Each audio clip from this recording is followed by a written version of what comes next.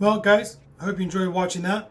I know it was kind of an unorthodox project. However, I've been filming with this wire, kind of an armature wire type setup with my phone, because the phone is what I'm using to film at the moment. And just the amount of vibration in the phone sometimes, and the lack of ability to find the right place. You know, this is only about 15 inches of height. Sometimes finding the right place to clip this has been absolutely ridiculous. And I started using my phone not only because it's the primary option I have, but also because of the speed. I'm just noticing I can set up stuff so much faster when I can just clip my phone somewhere and get filming and get going. So I needed something heavy. I wanted something that I could put rubber on the bottom to isolate it, hopefully from some vibration. And I wanted something that I could adjust more in a larger range.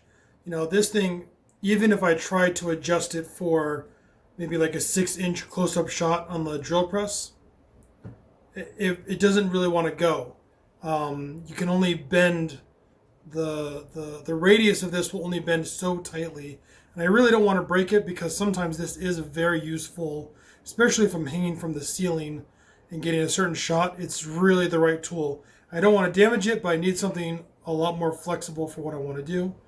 So what you saw me put here is one of those like architectural lamp attachments, and it swivels. It does exactly what I want to do. It's already more stable.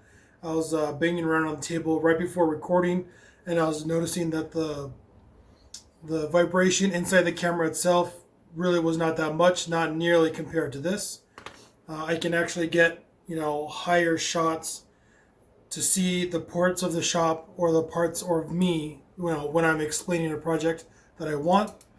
So it's going to help me. This old brake rotor has been sitting around for a while, because I've always wanted to use it for stuff like this, little tool mounts, places where I can hold something down, or something is going to stay exactly where it's supposed to stay. If the table is under a lot of vibration, like when sanding or when using the angle grinder. So I needed a solution. My last video I tried to shoot came out as garbage, because there's just too much vibration, because the tools I was using where this was clamped would just cause too much vibration. So hopefully, between the setup in the arms, the springs, and the rubber feet, this will go a long way in improving the type of filming in terms of its steadiness and its quality.